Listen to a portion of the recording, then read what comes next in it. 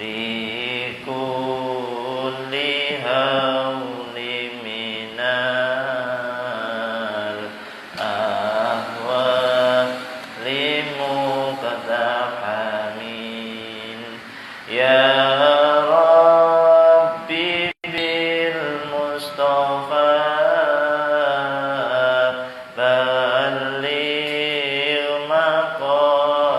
مقاصدنا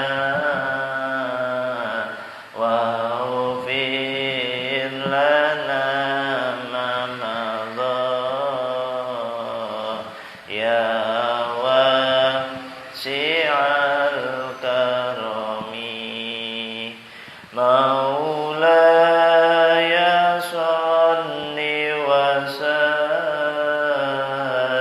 وسلم دائما أبدا على حبيبك خير الخلق كلهم هو الحبيب الذي ترجى شفاعته لكل هول من الأهوال مقتحم يا ربي بالمصطفى بلغ مقاصدنا واغفر لنا ما مضى يا واسع الكرم مولاي صل وسلم دائما أبدا على حبيبك خير الخلق كلهم هو الحبيب الذي ترجى شفاعته لكل هول من الأهوال مقتحم يا ربي بالمصطفى بلغ مقاصدنا واغفر لنا ما مضى يا واسع الكرم الفاتحة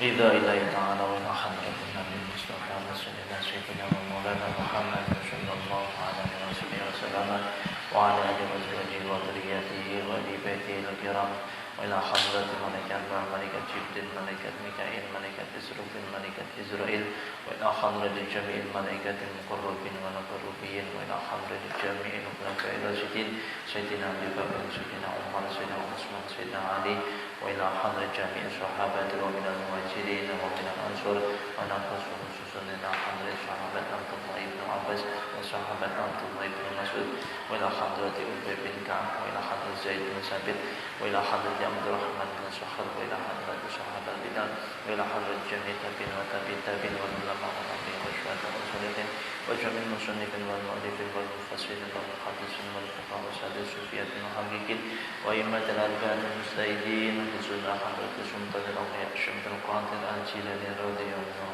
عنه من حضرة أبو حامد الغزالي وإلى حضرة الشيخ بن البروزة وإلى حضرة يزيد البسطامي وإلى حضرة إبراهيم بن أدهم وإلى حضرة عبد الله بن مبارك وإلى حضرة الشيخ جلال الدين السيوطي وإلى حضرة ابن زكريا الأنصاري وإلى حضرة الحداد وإلى حضرة صاحب الراتب إلى حداد وإلى حضرة جميع أولياء السجادة وجميع الأولياء التسعة وتناجوا وجميع الأولياء الكرام شيخ عبد الجليل شيخ عبد الكريم شيخ عبد الرشيد شيخ عبد الرحيم وجميع مؤسسين العلماء وإلى جميع الحضور من أهلنا وعليكم قد صلى الله وغفر ذنوبه إلى جميع مشايخنا وأستاذنا ومربي روحنا وإلى والدينا وارحمهما كما ربيانا صغارا ونخص خصوصا إلى مؤلف كتاب المواعظ المذكورية الشيخ محمد بن أبي بكر رحمه الله تعالى ونفعنا لنا بعلومه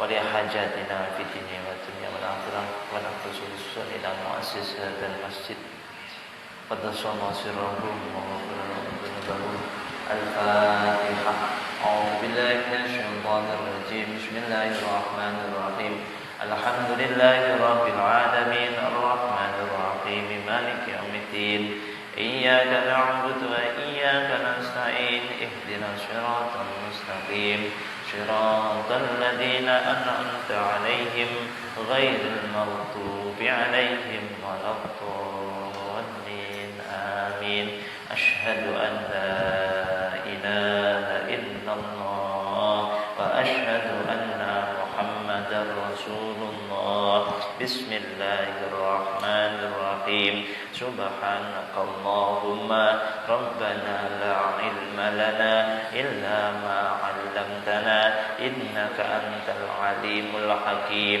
وتب علينا إنك أنت التواب الرحيم وتقبل منا إنك أنت السميع العليم وعلمنا من لدنك علما نافعا يا ذا الجلال والإكرام اللهم افتح لنا حكمتك وانصر علينا رحمتك يا ذا الجلال والإكرام ربنا آتنا في الدنيا حسنة وفي الآخرة حسنة وقنا عذاب النار الفاتحة أعوذ بالله من الشيطان الرجيم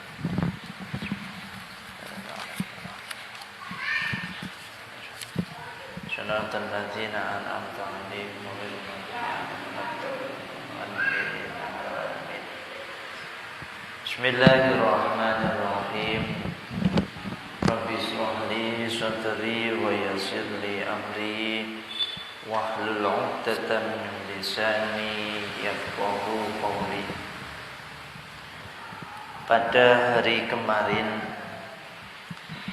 kita telah disuguhkan oleh Syekh Muhammad bin Abu Bakar berkaitan dengan kisah seorang yang hidupnya terbilang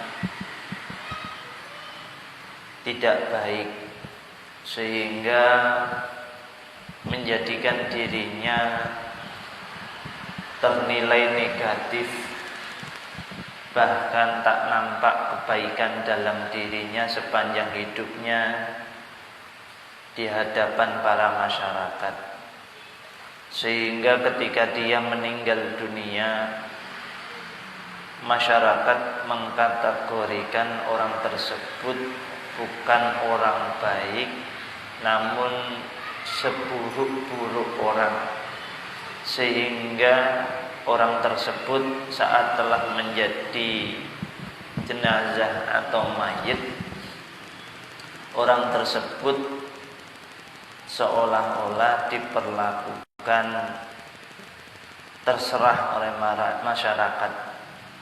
Artinya masyarakat di situ kemarin kita telah diceritani oleh Syekh Muhammad bin Abu Bakar, mayit tersebut dibuang di tempat sampah ternyata pandangan orang tidak lebih dan melebihi dari pandangan Allah Subhanahu wa ta'ala.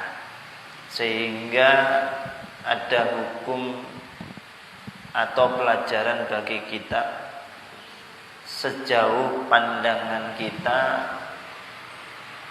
itulah pandangan yang terbatas, sedangkan pandangan Allah tiada batas.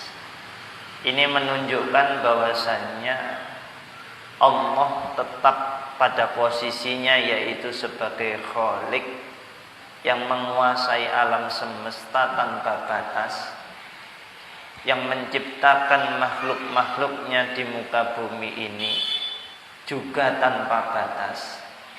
Allah melihat dan mengawasi hamba-hambanya pun juga tanpa batas. Sedangkan manusia hanyalah sebatas makhluk yang segala sesuatunya serba terbatas sesuai dengan kemampuannya dan kemampuan yang dikaruniakan pada dirinya. Ketika mata ini diolah, diasah dan diasuh serta dilatih, maka pandangan mata ini akan semakin luas dan semakin dalam. Ya, semakin luas dan semakin dalam. Mengapa?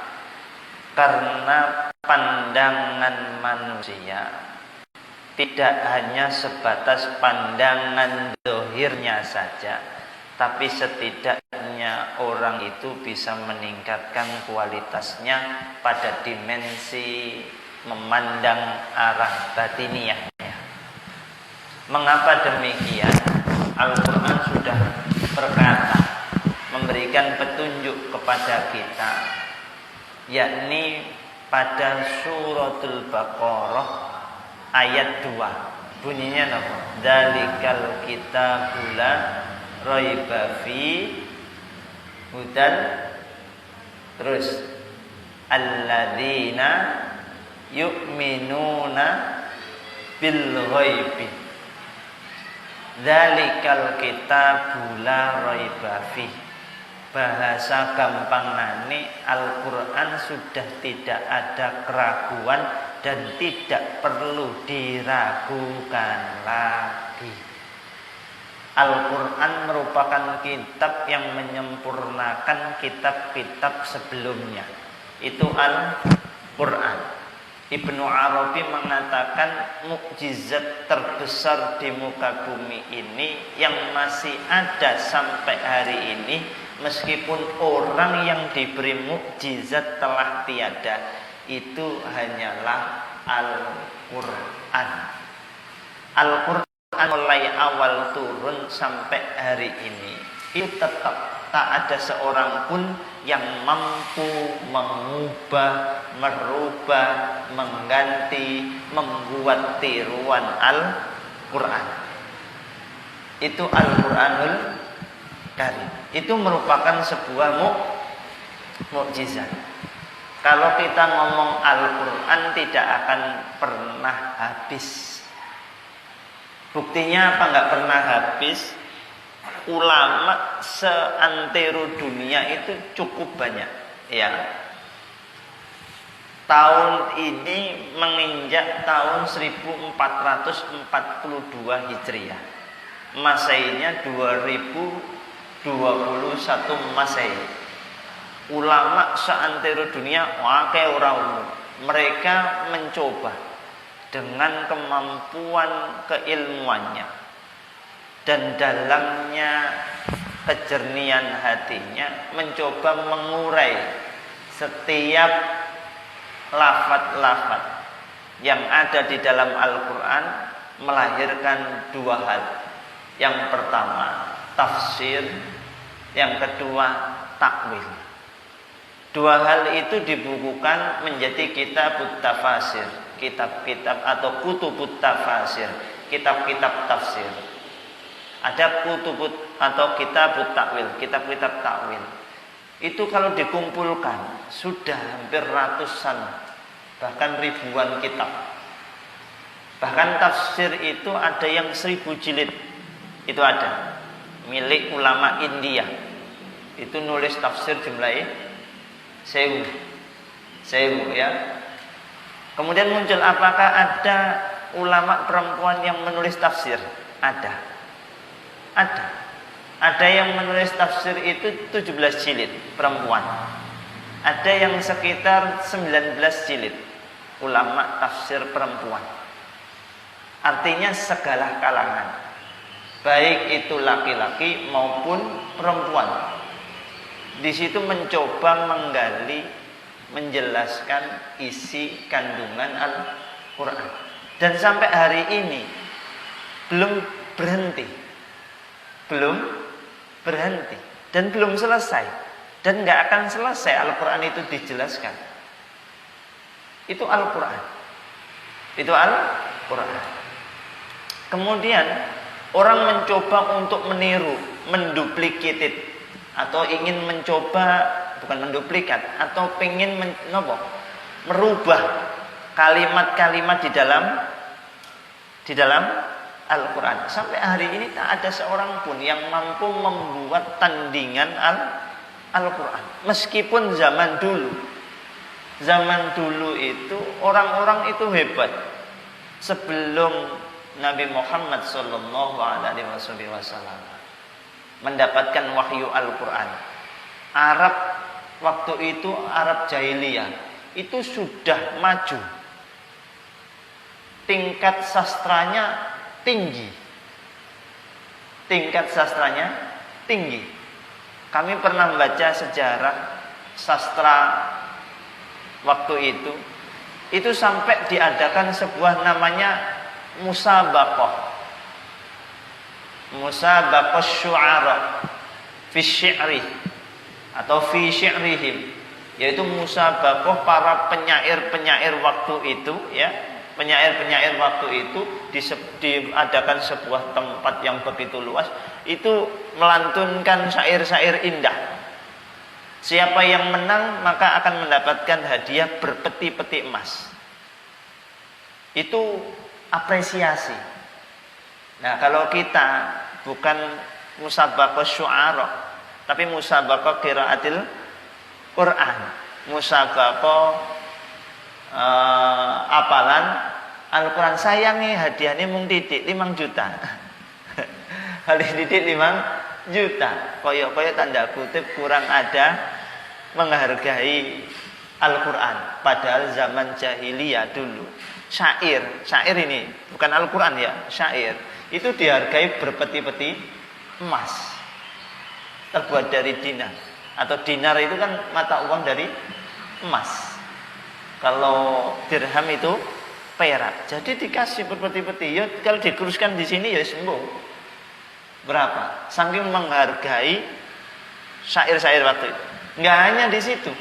Ketika dia menang, ya, dia menang lomba bersyair, maka syair dia itu ditulis dengan tinta emas. Di tinta emas ditulis di kain, habis itu digantungkan di Ka'bah. Kiswahin. Dulu itu syair-syair itu. Dulu sebelum Al-Quran. Digantung sampai pertemuan berikutnya. Setelah pertemuan berikutnya lomba lagi, gantungkan lagi. Makanya ketika Al-Quran turun, Nabi Muhammad menyampaikan wahyu dari Allah kepada orang, semua berpikir itu bina Muhammad.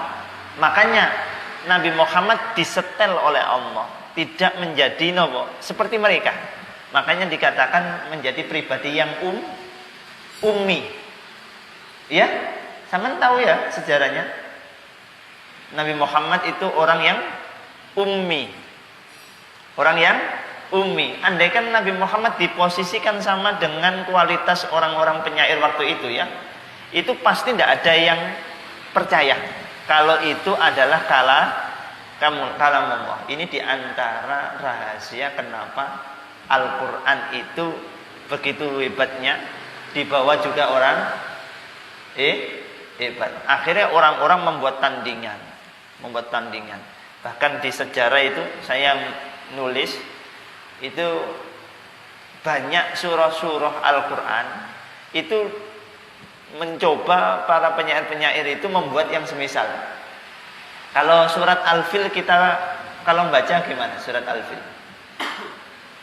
Alam tara kaifa fa'ala rabbuka bi ashabil fil alam yaj'al kaidahum.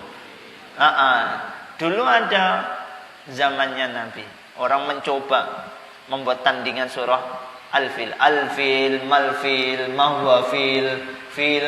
Kok iso lucu ayatnya tadi ini? Ya, ya kan? Mal-Fil, Al-Fil, Kamal-Fil, Mahwal-Fil. Kau enak tau ya? Nggak enak. Makanya Al-Quran itu kalau dibahasakan ini kalau tanda kutip ya, kalau nggak dipahami dengan baik nanti pemahaman adalah kitab karya sastra tertinggi. Makanya didekati dengan ilmu apa saja bisa Al-Quran itu. Bahkan ulama, kembali ke ulama tafsir, itu sesuai dengan karakter keilmuannya. Dia ahli bahasa, maka dia kaji Al-Quran dari sisi makna bahasa. Al-Quran dikaji dari sisi cerita-cerita, riwayah-riwayah Nabi, hadis Nabi. Maka ada tafsir macam-macam. Ya, ada yang namanya tafsir politik, senengannya politik. Maka didekati dengan tafsir politik. Ada tafsir ekonomi juga ada. Tapi kalau untuk sampean seperti ini jangan baca itu. Ya, cukup tafsir Jalalain. Yang penting jangan jalan lain. Ya, ya tafsir Jalalain. Minimal ya, minimal. Kalau nggak gitu ya tafsir Ibris, tafsirnya Mbak Yebisri Mustafa, tafsir Jalalain, ya, tafsir itu, tafsir Nawawi, karya Al-Imam An-Nawawi, tafsir itu saja, ya. Karena ada tafsir yang unik juga. Nanti kalau kita kurang bekal memahami tafsir itu, nanti malah menjadikan salah pemahaman. Makanya orang yang kemudian mengkaji itu ayat-ayat Al-Quran, maka orang itu harus punya kapasitas keilmuan yang mumpuni. Di antaranya telah belajar ilmu bahasa, ilmu sastra. Sastra dalam hal ini adalah ilmu balaghah. Ya, nahwu sorofe wis mateng. Nahune mulai nahwu wadih sampai minimal alfiyah lah, minimal alfiyah sudah menguasai.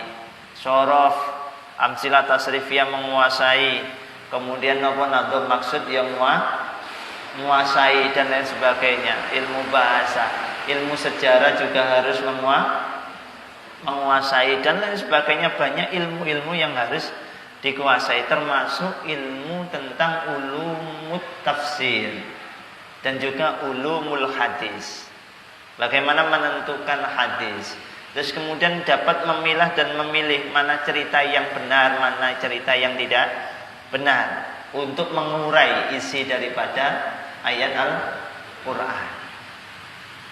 Yang terbaru kemarin ada orang Cina kalau nggak salah, kalau nggak Cina atau Korea, itu bukan drakor ya. Kalau Korea sampai nilainya drakor, bukan. Orang Cina atau orang itu menghabiskan waktu sekitar 21 atau 23 tahun. Dia itu mentranslate bahasa Al-Quran ke bahasa negaranya. Bahasa Al-Quran ke bahasanya, terjemahnya. Kalau kita kan terjemah Indonesia, terjemah pun banyak. Terjemah Depak ya, ada terjemahnya karyanya UII Yogyakarta yang dikomandoi oleh siapa? Gus Bahar. Itu bikin tafsir warna biru itu. Bukan tafsir, apa terjemah dan lain sebagainya. Ulama-ulama kita mencoba mentafsiri Al-Quran, ayat-ayat Al-Quran. Di situ ada Profesor Dr. Quraish Syihab, ada Buya Hamka, Terus apalagi yang tafsir berbahasa Indonesia itu ya, dan lain sebagainya. Kalau ngomong tafsir ya pakai mulai tafsir Jalalain, tafsir Maraghi, tafsir Ibnu Katsir, tafsir Nawawi, tafsir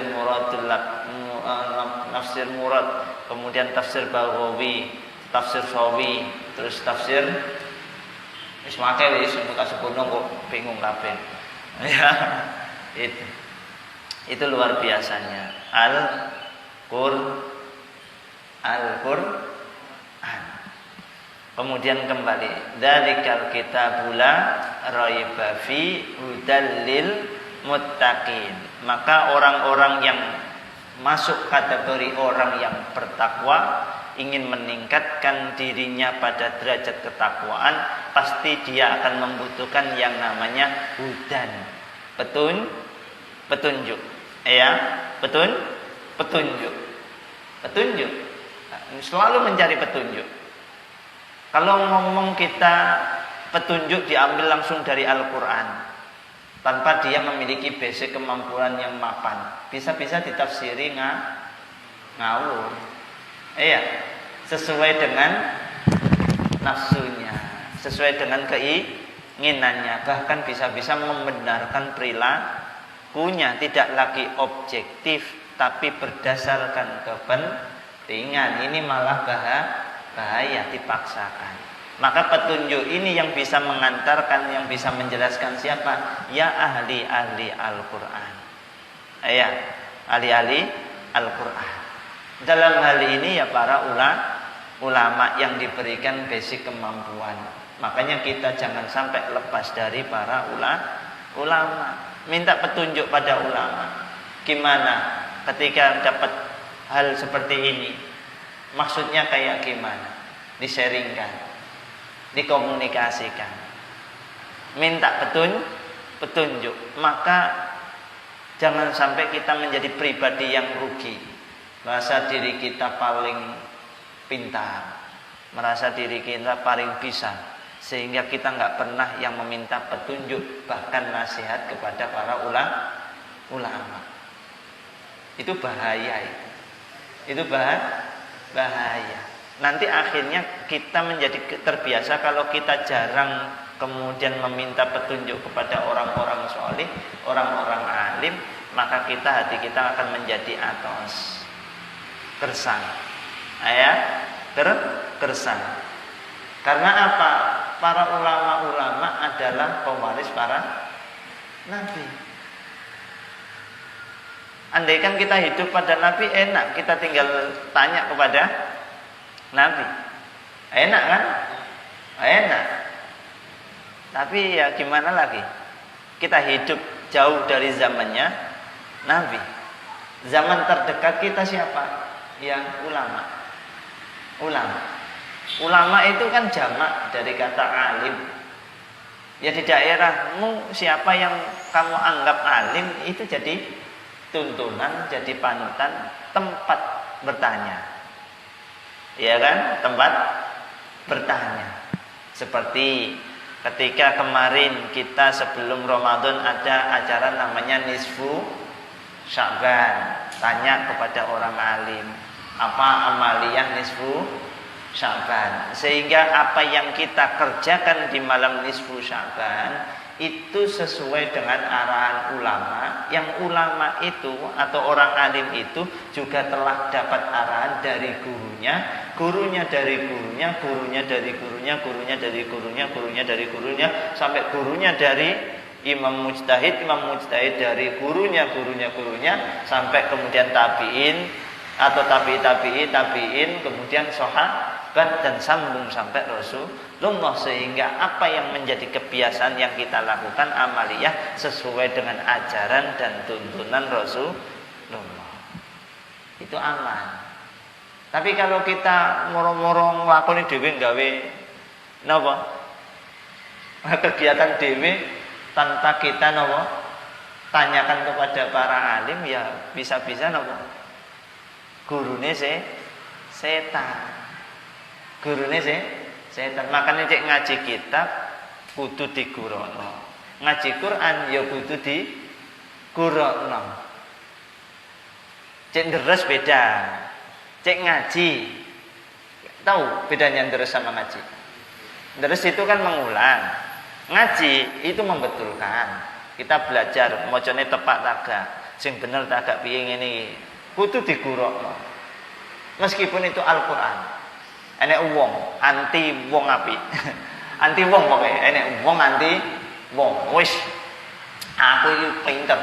Ya, aku iki pinter wis gak usah golek guru maning. Wis pinter kok. Aku tak belajar dewe.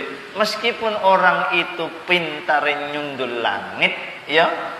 Tapi kalau dia belajar Al-Qur'an tidak digurukan, belajar otodidak sendiri, maka gurunya adalah setan. Wis. Ngwet apae? Awak belajar tetek endi? Dewe. Loh, emang pertanyaannya, ketika kita lahir di muka bumi ini, apakah kita lahir sendiri? Meletek tetek watu. Hah? Pasti ada wasilah yang namanya ibu. Ya, ibu butuh bantuan dari bidan agar supaya kita terlahir. Kita mengenal huruf juga tidak bisa mengenal sendiri, harus butuh guru perantara. Maka guru yang sangat berkontribusi besar kepada kita, satu, guru yang dulu mengenalkan kita huruf A, B, C. Huruf hijaiyah, alif, ba, ta. Itu guru yang sangat berkontribusi. Andaikan mereka dulu salah mengajarkan kita A diwaca I, buyar urusannya hari ini. Ya. Sekarang hari ini kita sudah lancar membaca. Itu berkahnya mereka, tapi mereka jarang sekali kita doakan terkadang. Padahal beliaulah yang berkontribusi kepada kita. Kan gitu ya. Masya Allah ya kan. Makanya belajar itu harus ada gurunya. Apalagi sekarang zamannya wis enak lah. Enek YouTube akeh ya. YouTube akeh. Pilih lah, ngaji ning nggone YouTube yang golek guru sing sanate jelas. Guru sing pernah nyantri, guru sing pernah belajar tutuk gurune. Ojo guru anyaran. Guru anyaran, Ustaz anyaran, alamat itu. Ya. Pokoknya ini pokoknya cek pengen cepet viral itu dadi Ustaz anyaran, siji ngelokno pemerintah, ngelokno organisasi besar, wis pinter ngono. Akhirnya kemudian gawe majelis tafsir sendiri, jelasno sak karepe udele dhewe. Buyar urusane. Padahal kula niku kadang kala ngelamun ngeten. Seorang santri yang mondok begitu lama sekali ya, itu masih punya rasa was-was, khawatir dan takut menyampaikan ilmu kepada orang lain. Lah kok iki sik tasai mlebu Islam, belajar sik tunuk-tunuk langsung didadekno mubaligh penceramah. Alamat sudah. Iya. Iki repot. Nah, ilmune nanti sanate tegak endi. Iya, meskipun ada kalimat gini. Ada kalimat lihatlah isinya, jangan lihat orangnya. Tapi awake dhewe lihatlah isine, aja lihat wonge undur makola wala tangdur mankola. Aplikasi ini itu harus dipertimbangkan dulu, harus dilihat dulu. Lah wong dheweke ilmune maca kitabe bahasane gurung teteh, gak tahu belajar nahwu sorof, kemudian memahami kitab, buyar urusannya. Itu yang terjadi di sekarang ini.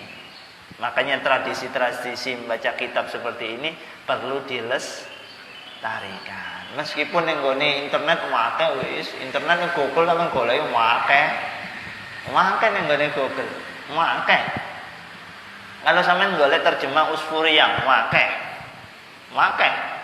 Terjemah analisa, wae. Kula wis nemokno akeh sing berbentuk PDF analisa kitab Mawaid al-Surya akeh pun kula temokno. Tapi mosok yo ngaji dhewe ya. Lha enggak. Karena apa? Fadilah kita duduk ngaji seperti ini, kadangkala Allah meneteskan yang namanya pengetahuan min haitsu la yahtasib, yang tidak terpikirkan dan dipikirkan. Moro-moro muncul. Nah, itu yang sulit itu. Itu didapatkan hanya di majlis ilmu. Mbok itu pertemuan, perkumpulan, jagongan, tapi di situ membahas ilmu. Seketika kadangkala Allah ketika menggadukkan antara hati dan pikirannya, Allah membukakan cakrawala ilmu yang tiada disangka, metu pemahaman baru, pengetahuan baru dan pengetahuan baru. Nah itu pun kita kembali ke tema ya, sejauh pandangan. Maka pandangan itu tadi dikatakan orang itu kalau ingin memahami dzalikal kitabul la raiba fi, maka dia harus memahami yang namanya hudan. Ya dah? Hudan itu bisa menjadi baik ketika dia sudah menghiasi dirinya derajat muttaqin. Makanya kalau kalian belajar itu ada satu dari sekian teori dalam menuntut ilmu, salah satunya adalah haqqo tuqatih.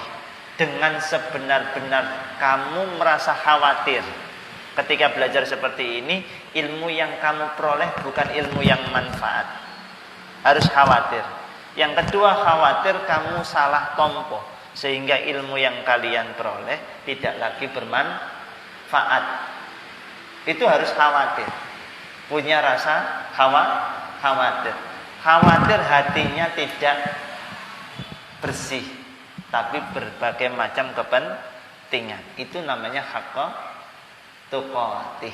Haqqo tuqatih. Dan kemudian dilanjutkan alladzina yu'minuna bil ghaibi. Bahasan yang tidak terlihat yang utama. Berarti apa? Buku ini adalah teks terlihat. Ya dah? Semua yang terlihat itu kemungkinan besar bisa kita baca. Sampeyan mau tulisan bisa ya? Baca tulisan bisa. Yang paling sulit adalah memahami di balik tulisan itu. Maka ilmu yang kita dengar, ilmu yang kita tulis, itu butuh yang namanya kita pahami. Paham? Nah, pemahaman itu tidak tertulis.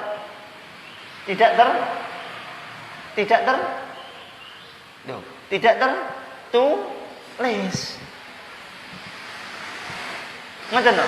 Itu yang sulit. Maka memahami sesuatu harus punya yang namanya basic muttaqin. Khawatir salah dan sebagainya. Makanya kenapa tadi saya menyinggung ulama. Ketika kita sudah mencoba membaca ini, muncul pemahaman di sini gambaran. Kita taftiskan, kita diskusikan dengan orang-orang alim di sekitar kita. Kalau sampean punya bapak, obrolkan dengan bapak sampean. Ya Pak, saya memahami ini kayak gini, betul no Bapak, dibetulkan. Supaya tidak sampai salah. Paham gitu? Nikulah alladzina yu'minuna bil ghaibi. Paham gitu? Dan seterusnya. Kalau kita kaji, maka butuh pemikiran dan harus meluaskan pandangan, baik pandangan yang terlihat maupun yang tidak terlihat. Kalau hanya sebatas membaca tekstual kitab, banyak orang telah mampu. Tapi memahami bacaan yang tidak terlihat, itu jarang orang mampu. Paham ya? Makanya pemahaman terhadap ilmu, pemahaman terhadap apapun, itulah yang akan mengantarkan orang itu pada yarfa'illahu alladina amanu minkum walladina utul ilma darajat. Di antaranya pemahaman dan aplikasi dari ilmu. Maka pemahaman yang kita peroleh dari ilmu itu yang akan memantapkan mantapkan jiwa kita, rohaniyah kita, hati kita semakin mantap, tambah mantap, tambah mantap. Makanya kalau sampean hanya membaca textbook, baca teks saja, tidak ada yang masuk. Iya, tidak ada yang masuk. Tapi ketika sampean baca, sampean renungkan, ini macam-macam, dapat macam-macam. Inilah yang sulit dan sangat berharga. Pun kita lanjutkan. Kemarin kita juga membahas berkaitan dengan kondisi orang tua. Orang di mana ketika orang itu menginjakkan usianya di usia tua, di situ Allah Subhanahu wa taala memandang dirinya di tiap pagi dan juga di sore hari, sembari Allah berkata kepada orang tua tersebut, ya meskipun orang tua tersebut tidak mendengar, Allah itu memandang dirinya, orang yang sudah tua itu, dengan kalimat ya abdi wahai hambaku, qad kabaru sinnuka, usiamu wis tuwa, ya usiamu wis tuwa, usiamu wis akeh, ya usiamu wis akeh, wis tuwa, wa raqqa jilduka, kulitmu wis kisut, wa taqa'an muka, tulangmu wis ringkih, ya. Kemudian apa? Waqtaraba ajaluka, telah dekat masa akhirmu, wahana kudumaka, dan sebentar lagi datang apa? Sebuah pertemuan antara dirimu dan diriku. Maka di usia tua seperti itu milikilah sifat malu. Malu siji diantaranya malu. Usia sepanjang itu sudahkah digunakan untuk hal yang baik, hal-hal yang diridhai oleh Allah? Kemudian sudah bersiap-siap belum sowan kembali kepada Allah? Sanune wis cepat ta durung? Soalnya habis hidup kita akan melakukan perjalanan panjang. Sudahkah kita membekali diri kita? Yang kedua, orang-orang yang ditinggalkan oleh kita, sudahkah kita menatanya? Kan gitu. Sudahkah kita menatanya? Dan lain sebagainya. Wis benar-benar siap tak?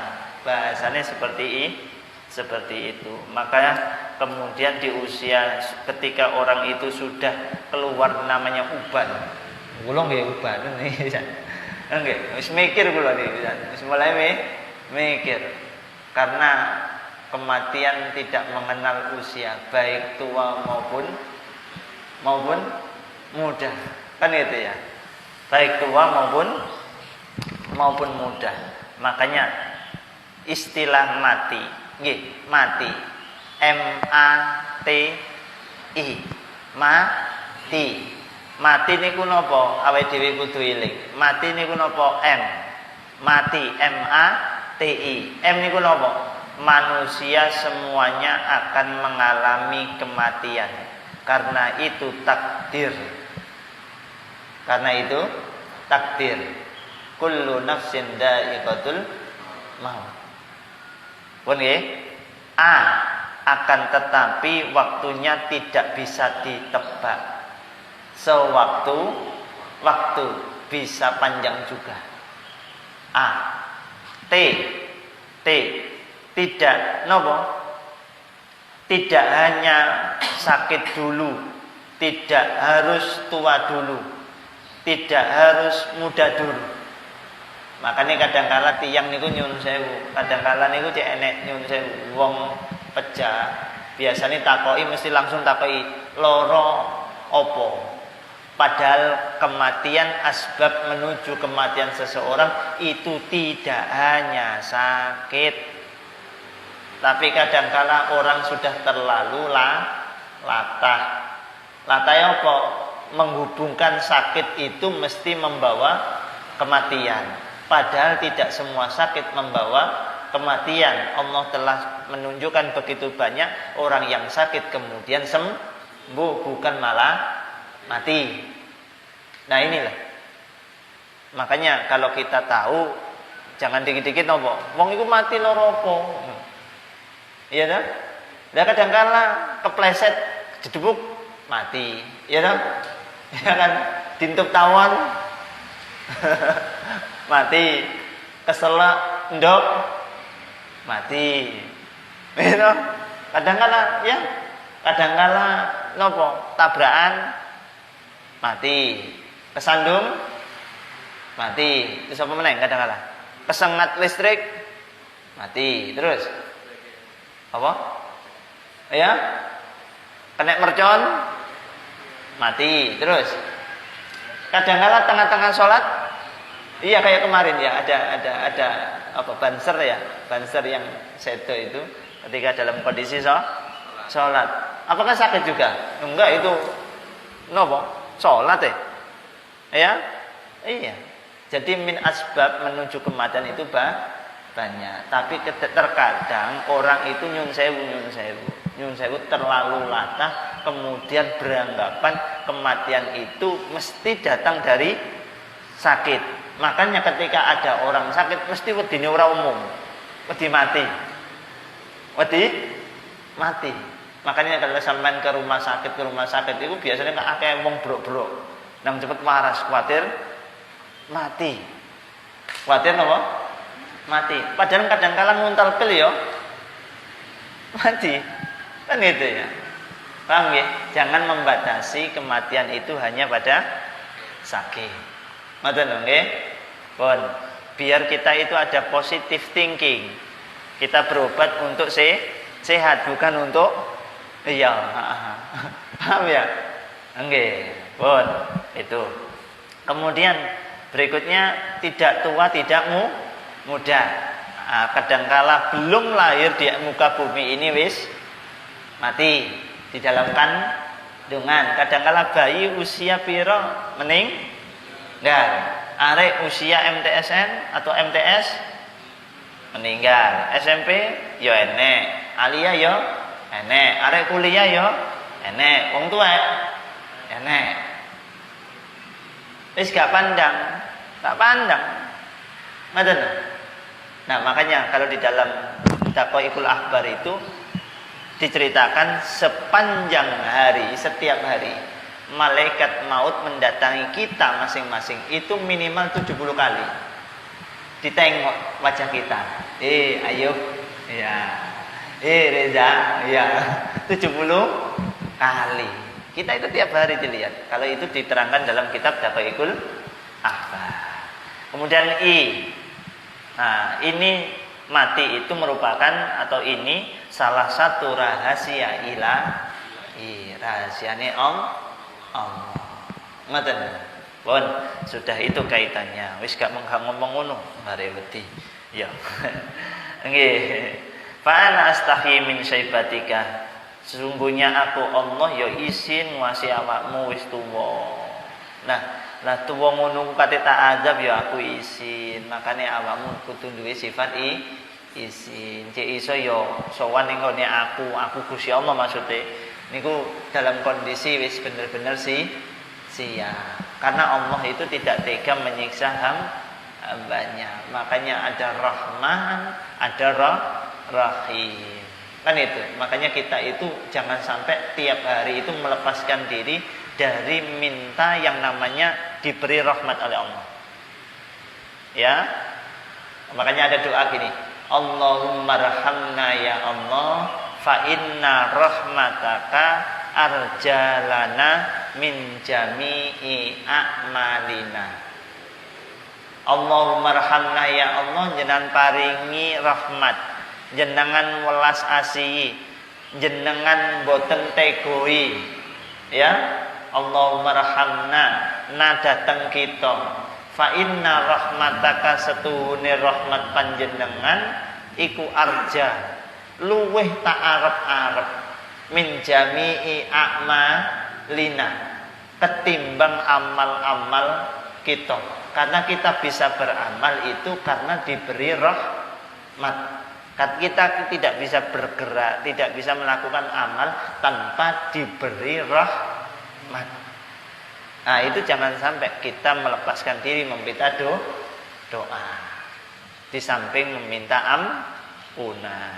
Ya, meminta ampunan. Pun bismillahirrahmanirrahim. Maknane tok niki. Wa hukiya. Nggih niku nggih.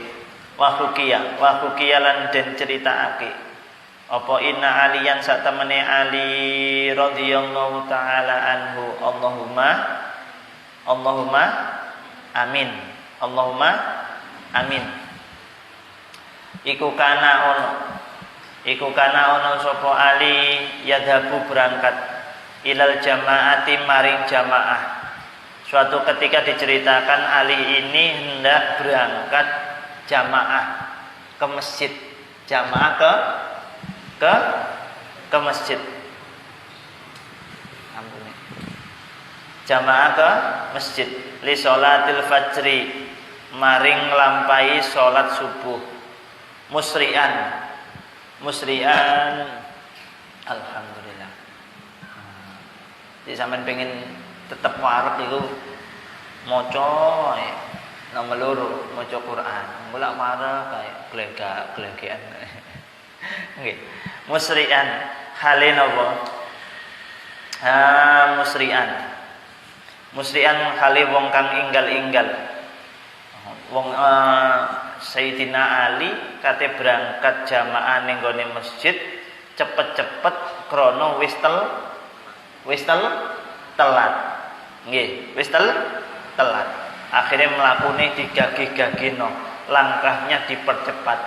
Namun falakiyam mongko ketemu sapa Ali, syaikhan ing wong tuwa fitoriki ing dalem dalan, yamsi halim mlaku sapa syaikh kudamahu ing dalem ana ngarepe Ali, alas sakinati ing atase alon-alon, ing atase tunuk-tunuk.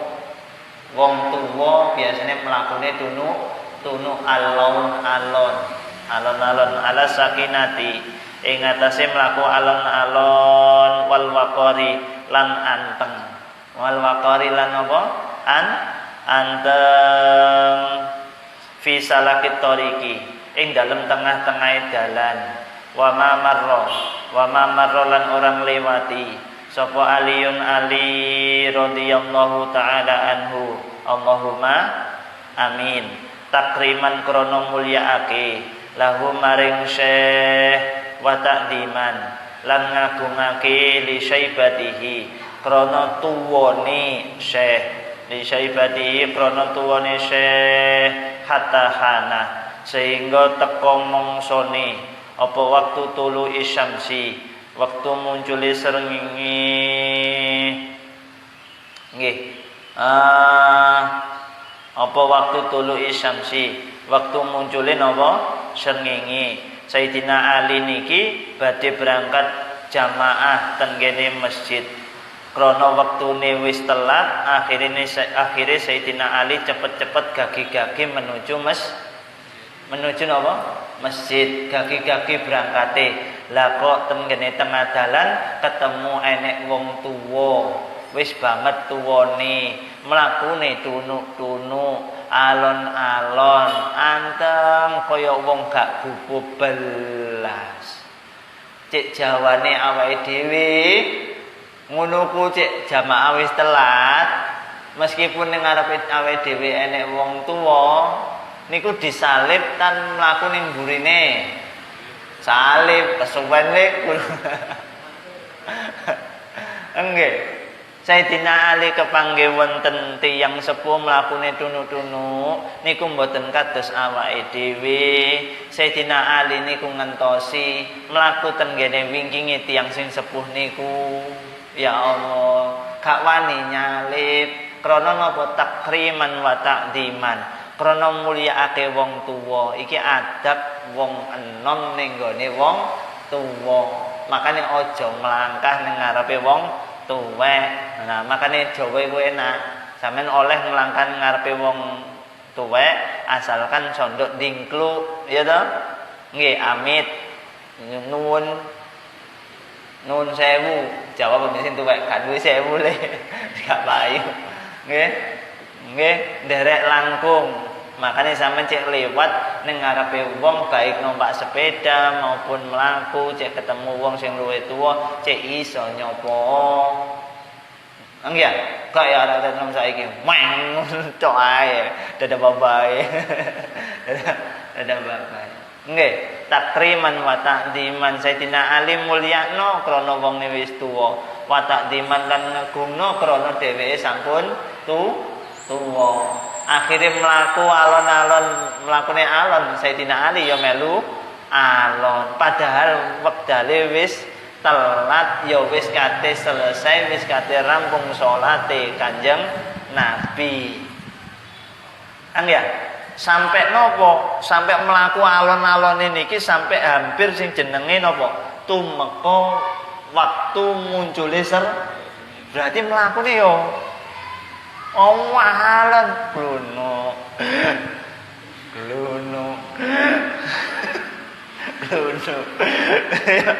alon ambek mengki aja dah nggih Sayyidina Ali mboten wantun nyali nggih apa yang terjadi falam madana mongko semangsane parep sapa asyaikhu wong tuwa ila babil masjidi maring pintune masjid falam yadkhul mongko ora mlebu sapa syekh al masjida ing masjid fa'alima mongko dadi ngerti sapa aliyun ali radhiyallahu taala anhu annahu satamene syekh iku kana ana sapa syekh iku minan nasara setengah saking pira-pira wong Nasrani fadakhala mongko mlebu sapa ali alal masjid ing atase masjid fawajada mongko nuli nemu fawajada mongko nemu sapa Ali fawajada mongko nemu sapa Ali Rasulullah ing Rasulullah sallallahu alaihi wasallam fir ruku'i ing dalam kondisi ruku fatawala mongko ndawakake sapa Nabi ar-ruku'a ing ruku miqdarul ruku aini kelawan kira-kirane rong rukuan hatta adraka sehingga nemoni hu ing nabi sapa aliyun ali radhiyallahu taala anhu falamma faragha mongko semangsane rampung sapa ali min sholati saking salate ali qala dawuh sapa ali ya Rasulullah utusane Allah lima krono opo tawalta ndawakake sapa sira ndawakake sapa panjenengan cek sira awake dhewe cek Kanjeng Nabi panjenengan makane cek ngomong ambek wong sing luwih tuwa yaiku jenengan ya panjenengan aja sampe bapake sampean ibuke sampean awakmu ya kon ya sampeyan aja sampe iki tata krama makane bocah kudu ngerti tata krama cek ngomong ambek wong tuane ibu jenengan bapak jenengan aja bapak awakmu bapak kone kuwi ya bapake dikon-kon ya aja sampe ya Allah aja sampe nggih bapake dikon sampean ndak koncone tapi ya nggih ya cek iso panjenengan jenengan nggih ngoten nggih pun endi mau ar-ruku ing ruku fi hadas sholati ing dalem iki salat makunta ora ana sinten panjenengan iku naf'alu iku taf'alu agawe sapa panjenengan mislah hada ing sepadane iki takwil faqala mongko dawuh sapa Rasulullah sallallahu alaihi wasallam Allahumma sholli wa sallim wa barik alaihi lamma raka'tu semangsane rukuk sapa ingsun wa qultu lan ngucap sapa ingsun subhana rabbiyal adimi ing maca subhana rabbiyal adimi napa niku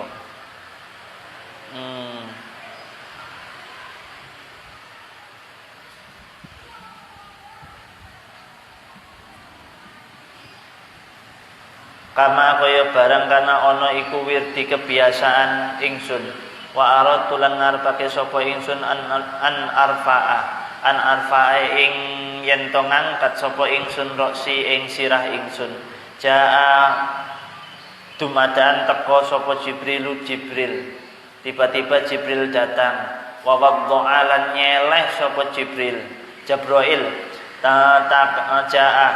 rawuh sapa Jibril alaihi salam wa wadha'a lan nyeleh sapa Jibril janahahu ing napa sayape napa astane Jibril ala dhahri ing atase geger ingsun makane gegere Kanjeng Nabi dhahr niku ten ngene Quran nggih disebataken alladzi anqadha rabb yang disebutkan di dalam Al-Qur'an wa khada lan nyekeli sapa Jibril ni ing ingsun tawilan ing dalam waktu suwe falamma rafa'a monggo semangsane ngangkat janahahu ing astone Jibril rafa'tu mongko ngangkat sapa ingsun roksi ing sirah ingsun faqalu mongko padha ngucap sapa sahabat lima krana apa fa'ala agawe napa agawe sinten Rasul hakadha kelawan mengkene faqala mongko dawuh sinten Rasul masa'altu ora takon sapa ingsun hu ing Jibril andalika saking mengkono-mengkono wau napa wadoa janahahu ala dhahri fahadara dumadaan rawuh sapa Jibril alaihi salam waqala lan dawuh sapa Jibril ya Muhammad Muhammad inna aliyan satamane ali iku kana ana sapa ali iku yastajilu enggal sapa ali lil jamaati maring jamaah falakiyah mongko ketemu sapa ali syaikhan ing wong tuwa nasraniyan kang bangsa Nasrani duduk wong muslim tapi Nasrani fitoriki ing dalam dalan walam ya'lam lan orang ngerti sapa ali ala annahu ing atase sak temene sinten wau syekh iku nasraniyun wong Nasrani wa akramalan mulyaake sapa ali hu ing syekh li ajli syaibatihi krana arai tuwane syekh wa ma taqaddama lan orang disi tidak mendahului sapa ali anhu saking syekh fa hafidho wa hafidho lan ngrekso sapa ali haqqahu ing hake syekh ngrekso sapa ali haqqahu ing hake syekh fa amara mongko perintah ni ing ingsun sapa Allah taala Gusti Allah taala an akhudah ing yen to nyekel sapa ingsun sinten sing nyekel ingsun Jibril ka ing sira Muhammad fi ruku'i ing dalam ruku hatta yudrika sehingga menjumpai sapa aliyun ali salat al-fajri ing salat fajar yaitu salat subuh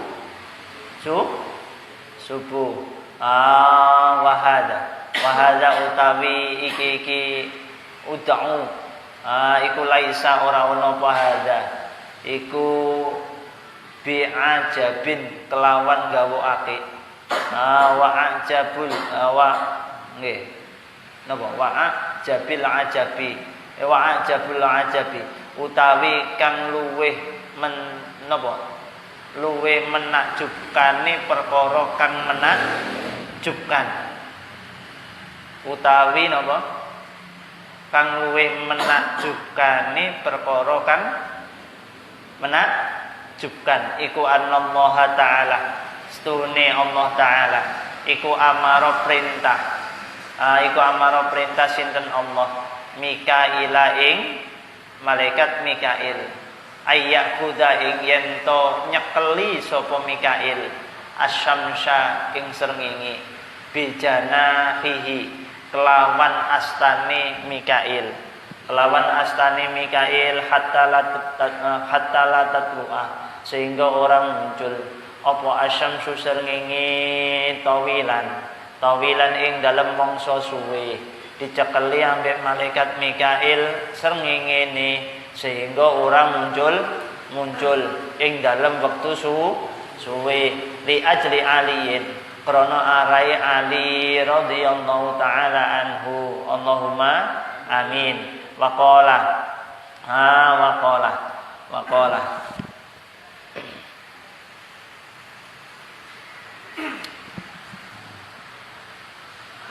lan dawuh sapa musannif hadhihi darajatu utawi iki derajat bi hurmatis syaikhi iku bi hurmatis syaikhi sebab ngurmati wong tuwa alfani kang parek matine ma'annahu satone sak temene syekh kana ana sapa syekh iku nasraniyan wong Nasrani. Sayyidina Ali wau mboten kersa nisiki wong tuwa sing mlampah teng ngajenge. Krana napa? Takriman wa ta'ziman. Akhire cukup nyampe ngajenge masjid, ternyata Sayyidina Ali nembe ngertos yen wong tuwa niku sanes wong muslim, ternyata wong Nasrani. Buktine napa? Niku ternyata mboten nderek jamaah tapi malah napa? Belok, mboten ten gene masjid tapi belok. Nan temriku nembe semerap ternyata durung Islam. Sayyidina Ali beranggapan yen jamaah sampun telat. Wis gak kumanan jamaah soalnya mlakune ya suwene ora umum lang ya suwi. Ternyata ketika nyampe masjid Kanjeng Nabi, ternyata Sayyidina Ali kaget, Kanjeng Nabi sik dalam kondisi ruku. Ya, dalam kondisi ruku berarti cek menangi. Akhirnya Sayyidina Ali bunga cek menangi jamaah. Niki wong biyen niku paling seneng zamane niku sahabat niku seneng cek di napa? Cek diimami Kanjeng Nabi. Seneng luar biasa diimami Kanjeng Nabi. Nggih. Diimami Kanjeng Nabi niku senenge luar biasa, Masya Allah. Makanya sampai Kanjeng Nabi gerah niku dienteni. Bahasane saiki pujian enek 3 jam luwih sampai 4 jam. Iku ujian ngenteni Kanjeng Nabi bahasane. Ngenteni Kanjeng Nabi gak medal-medal saking dalem waktu niku Kanjeng Nabi gerah dan sebagainya. Masya Allah. Nggih. Makanya kemudian para sahabat niku nggak ada kebiasaan cek mantun wudu ngenteni imam. Nggih, ngenteni imam biasanya piantune salat, mantun salat niku meneng. Ten gene kitab Al-Adhkar An-Nawawi dipun dawuhaken ada ungkapan seperti ini, orang itu menunggu berdirinya imam. Jadi mari adzan, sampean wudu, ya, mengudu, entah itu sampean sunnah qobliyah apa enggak, sampean duduk ning gone masjid, ning gone musala atau di belakang imam, sampean nunggu, gak ngomong. Meskipun di samping sampean nenek wong, ya. Sampean diam menunggu imam sampai imam berdiri, sepanjang sampean enggak ngomong, Sepanjang itu pula malaikat ndongakno sampean. Ndongakno kita. Allahummarhamhu, Allahumma fir lahu warhamhu. Jadi malaikat niku ndongakno, ya Allah jenengan sepuro tiyang sing lenggah ngenteni imam. Nih. Ya Allah jenengan welasi, jenengan rahmati tiyang sing ngenteni imam. Kan gini al-Adhkar an-Nawawi. Jadi ngenteni imam, ya wis mlebu, lungguh, zikir, cek ngono melu pujian. Makanya cek iso pujian niku sing mengandung zikir, doa. Terus cek iso pujian niku bahasane pakai bahasa yang wong sing ngenteni melu ngenteni iso nirokno. Aja sampai sampean pujian burin sampean gak iso nirokno, akhirnya ngomong dewe. Nah, seperti itu. Nggih. Terus yang kedua, perhatikan. Iku pujian, iku isine zikir, doa ataukah mars. Engko umpamane mars ansor, mars muslimat didadekno zikiran, didadekno pujian kan ya lucu kan ya. Nggih. Artinya kalau sampean pujian sebelum qomat itu usahakan isinya apa? Zikir. Allahumma ufirli dunubi wali walidayya warhamhuma kama. Loh, itu kan juga zikir. Awet dhewe sambil iku ndongakno wong tuane. Sing mburi melu. Asale dhewe gak tau ndongakno wong tuane, melu krana zikir iku. Ndongakno wong tuane. Lha ya. Enek maneh ngopo biasane cek pujian? Napa biasane? Cek pujian apa biasane? Lam yahtalim qattu mutlaqan abadan. Angel iku angel sik ngomong. Zaman kowe itu kan gawe iku ya apa? Apa? Maulaya Yasol wal Habib itu sapa meneh? Cek iso ngoten, cek iso nggih, cek iso. Aja engko jadi mars. Mars itu kadang-kadang mars itu digowo-gowo ning ngene pujian sebelum maghrib, sebelum sholat. Nggih. Artinya mengisi waktu intidharul imam, waktu menunggu imam isi dengan zikir, kalimatun thayyibah, yaitu kalimat-kalimat yang baik. Maka kita kemudian ada pujian. Ada pujian ya isine ngono kula, Jadi ya isine mengandung doa dan lain sebagainya. Pun ternyata kemudian Sayyidina Ali cek menangi rukuke Kanjeng Nabi, akhirnya piantune nderek salat. Coba bayangkan, salate sakmono suwene lho. Kok gak rampung. Bayangane Sayyidina Ali wis telat wis gak nemui jamaah Kanjeng Nabi. Ternyata tasik menangi. Akhirnya Sayyidina Ali penasaran. Kok tumben? Padahal wis jelas wis cek kados biasane wis rampung. Akhirnya ketika mantun salat Kanjeng Nabi dipun tangleti kali Sayyidina Ali. Kanjeng Nabi kenging napa? Jenengan kok wau kok ketinggali rukuke kok dangu, salate kok dangu. Kenging napa? Dijawab ambek Kanjeng Nabi, nggih. Ketika aku mau napa?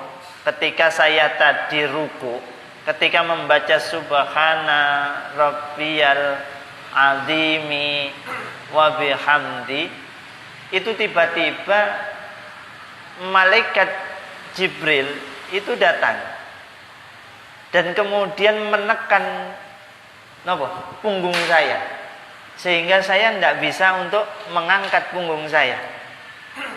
Tak angkat itu abote ora umum, nggak mampu saya. Ya wis akhire maca subhana rabbiyal azim diakeh-akehno. Nggak mampu, nggak kuat kan Nabi ini. Nggih. Nah kok ketika kemudian selang beberapa saat ketika Ali datang gabung sholat, tiba-tiba malaikat Jibril ngangkat astane. Aku cek ngomong sayap, engko awakmu pikirane mbayangke aneh-aneh. Ana sayap koyo apa ngono ya? Ya kan? Butuh pemahaman yang panjang. Janah itu bisa bermakna tangan ya. Asto. Makanya tak manani asto ngoten mawon. Ben pikirane gak macem-macem. Engko cek tak maknani sayap engko awakmu pikirane dipadano karo macam-macam lah akhirnya. Lang ya? Nggih. Ben pikirane gak semburan. Pun astane. Akhirnya astane malaikat Jibril diangkat. Akhirnya kanjeng Nabi mampu lagi tidak. Nggih. Saat napa semerap niku tasik menangi jamaah, nggih, Sayyidina Ali semerap niku mengucapkan alhamdulillah jek iso menangi jamaah. Jadi kan Sayyidina Ali ndugi mancik Masjid Kanjeng Nabi, ten wingi Kanjeng Nabi astone sinten malaikat Jibril diangkat, Kanjeng Nabi saged napa? Iktidal. Niku senenge Sayyidina Ali luar biasa sampai mengucapkan kalimat tahmid alhamdulillah pewanter. Ternyata ucapan alhamdulillah saking bantere legone Sayyidina Ali jek iso nemoni jamaah, nggih, iku sampai sing jenenge menggetarkan arsy. Roh getare arsy iku Kanjeng Nabi jawab sami Allahu liman hamidah. Bahasa Jawane li aja banter-banter. Gusti Allah iku ya pireng ya kalimat tahmidmu sami Allahu liman hamidah. Iku barokah Sayyidina Ali. Makanya zikir dalam sholat, zikir yang unik ya cuma itu. Waktu itidal, waktu takbir sampai ini ku Allahu Akbar, ya kan? Allahu Akbar. Makanya tinggal zikir Allahu Akbar ya. Kayaknya kan ceritanya zikir sami Allahu liman hamidah jangan. Betul enten. Nikilah anugerah di antara nih. Kalau kita tarik pemahaman yang lebih luas, orang yang ahli jamaah, nggih. Terus merasakan nikmatnya jamaah, kemudian dia tertinggal dengan jamaah. Disitulah ada rasa yang tiada orang bisa merasakan. Dan Allah memberikan sebuah karunia besar kepada orang itu. Nangya, lani, masya Allah. Pun, akhirnya ditakoni lah, king nopo niku wawung jenengan sholat kok suwe. Jawabnya Kanjeng Nabi, aku mau ketika malaikat Jibril rawuh, aku gak sempat takon. Gak sempat apa? Takon. Terus akhirnya ketika cerita yang gini sahabat ngoten niku, Jibril moro-moro rawuh malih. Enake diparani Jibril balik. Ditakoni. Akhirnya Jibril rawuh cerita ning Kanjeng Nabi, "Wahai Nabi, ngapunten wau kula napa? Nggih nahan jenengan saking ruku, nggih ruku supados jenengan pun ngantos iktidal lan ngrampungaken salat riyin keranten Sayyidina Ali niku kondisine napa pengen banget nderek jamaah, kuwatir tertinggal jamaah, akhirnya dhewe kesusu berangkat jamaah, ternyata dheweke terhalang enten wong tuwa, dheweke mulyakno wong tuwa niku, ngurmati wong tuwa niku sehingga dheweke mboten disi mboten nyalip. Nah, berkah memuliakan orang tua niku, makanya kula diperintahkan Gusti Allah ngengken napa? Ngengken nahan jenengan. Mboten hanya niku.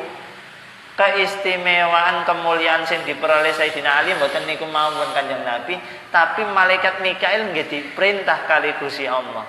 Apa perintah malaikat Mikail tugasnya kongkon mempertahankan itu namanya matahari jangan sampai muncul terlebih dahulu. Makanya waktu niku dipenek ya iso. Makanya cek sampeyan baca sejarah para sahabat awake dhewe baca para sahabat biyen sembayang sewengi 30 juz umpamane. Ya, 30 juz iku wis biasa. Wis biasa. Karena waktu kayak lama, dibuat lama. Dibuat lama. Ngoten. Biasa ta mereka. Makanya sampean enggak usah hebat apa piye. Gak masuk akal iki. Ya wong saiki cek ngaji sak juz iku 20 menit to ya. Sak juz iki lho. Paling cepet 20 menit. Wis cek 30. Piro? Wis hitungan dhewe. Iya ta? Kan gak mungkin saat umpamane mari isya sampai jam 12, 30 juz. Padahal dulu itu khataman itu berulang kali, ratusan kali para sahabat itu. Makanya sholatnya zaman dhisik ya suwe. Saiki suwe, makmume ilang. Makmume hilang. Siapa cepat disitulah banyak peminat. Wah, ya kan? Itu zaman saya. Dulu itu enggak, masya Allah, nikmat. Waktu itu dibuat sedemikian rupa, benar-benar dimaksimalkan bulan suci Ramadan itu syahrul Quran. Syahrul Ramadan alladzi unzila fihil Quran. Dinikmati. Salat tarawih 30 juz, bahkan kadang-kala sak rakaat itu ya khatam. Ya mbok hitung dhewe. Kok iso ngono kok? Ya waktu itu diodot bahasa Jawa ini. Dia niku wis menjadi sebuah keistimewaan. Makanya nyuwun sewu wong kaya kados ngeten iki luar biasa. Makanya salah para sahabat zaman biyen itu dipastikan hampir bisa melihat malaikat. Itu potensi melihat malaikat. Itu para sahabat. Makanya di dalam kitab Sahihul Bukhari di bab namanya nopo?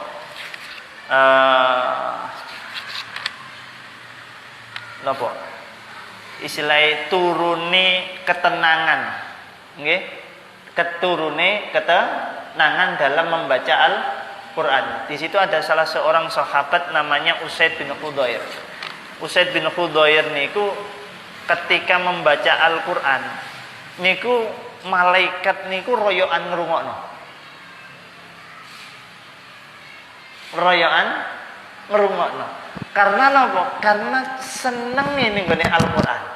Senenge cintaine ning gone Al-Qur'an. Seneng maca Al-Qur'an.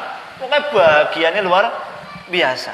Ketika dia sudah merasakan yang namanya nikmat mahabbah qiraatul Qur'an, itu malaikat berbondong-bondong dari langit turun. Pengen napa? Ndampingi Usaid bin Khudair. Dan zaman biyen gak enek omah model ngene iki mboten enten. Zaman sahabat. Ya godaan ngoten niku. Buktine napa? Tenggene cerita niku piyantune niku lenggah tenggene Jawi ambek deres Quran, anake sareh tilem tenggene sukune. Tenggene sampinge wonten kuda. Ketika malaikat mudun royokan mudun sak wonten katahe, kuda niki bingung. Bingung kudane. Kuda bingung akhirnya ting pencolotan. Koyok napa? Pengen lepas tutuk napa? Taline pengen melayu. Krono akeh malah malaikat. Kuwatir kuda iki kok njejeb anake ning gone sampinge.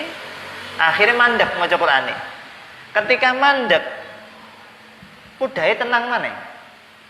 Malaikat balik. Loh, wis tenang. Akhirnya terus maca maneh. Maca Quran maneh nggih. Maca Quran maneh. Kuda bingung maneh. Malaikat mudhun maneh. Royan pengen ngerungok. Nggih, mandek maneh. Wah. Wah. Nggih. Terus akhirnya mandek maneh kudae tenang maneh. Akhirnya maca kaping 3 ngoten maneh. Nggih. Terus akhirnya masih ke arah langit. Niku koyo enek berjajar. Kemilau berjajar. Masya Allah saking beke nggih. Terus akhirnya napa? Wedi piye? Wedi kuwatir enek apa-apa. Akhirnya mandek, isuke disowanke ning gone gurune. Makanya saya kembali ke tema awal tadi, yaitu kita jangan lepas dari guru-guru kita, orang-orang alim untuk nopo mentaftiskan apa saja, mimpi, permasalahan dan sebagainya untuk meminta jalan keluar, petunjuk-petunjuk tadi.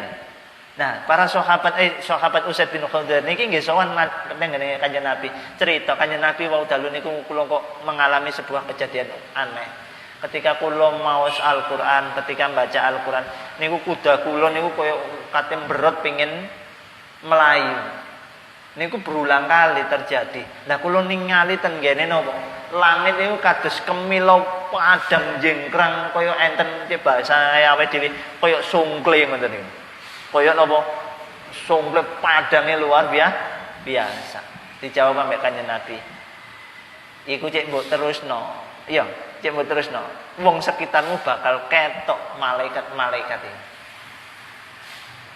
Niku sahabat biyen cek maca Quran potensi bisa melihat malaikat itu tinggi. Dan karena cintanya nenggone Al-Qur'an, setiap huruf yang terbaca di situ turun para malaikat. Makanya ketika kita membaca Al-Qur'an, nggak usah terburu-buru, kita nikmati membaca Al-Qur'an. Ben malaikat sing mudhun duduk demit. Itu napa? Demit. Pikiran-pikiran gak jelas, gak karuan. Moco pengen dan cepet khatam dan cepet maring kok iso nonton film, iso dulinan dan lain sebagainya. Itulah pikiran-pikiran demit.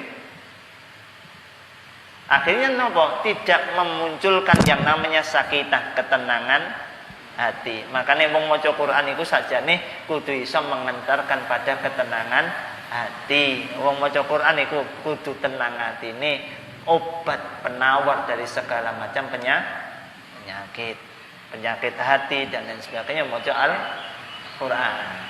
Karena itu bahasa kalamullah, bahasa komunikasi. Nggih, won hikayatun ukhra wa alam bisawab. Gak kroso ya. Nggih. Mungkin wonten manfaate, mungkin dados ilmu ingkang manfaat lan barokah. Al-Fatihah. A'udzubillahi minasyaitonir rajim. Bismillahirrahmanirrahim. Alhamdulillahirabbil alamin. Arrahmanir rahim. Maliki yaumiddin. Iyyaka na'budu wa iyyaka nasta'in. Ihdinas siratal mustaqim. Shiratal ladzina an'amta 'alaihim ghairil maghdubi 'alaihim waladdallin.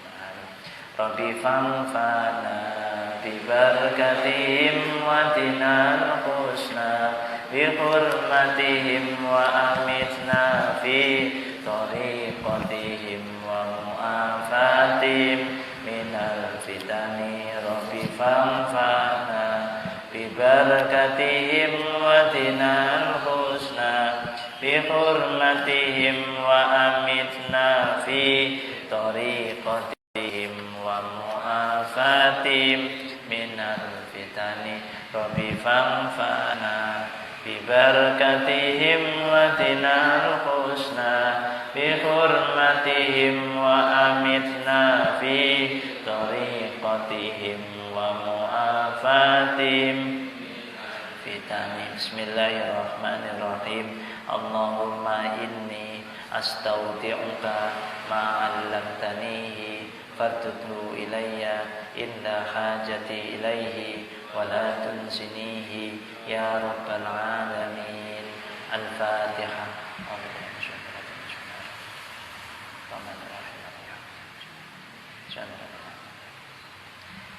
Assalamualaikum warahmatullahi wabarakatuh.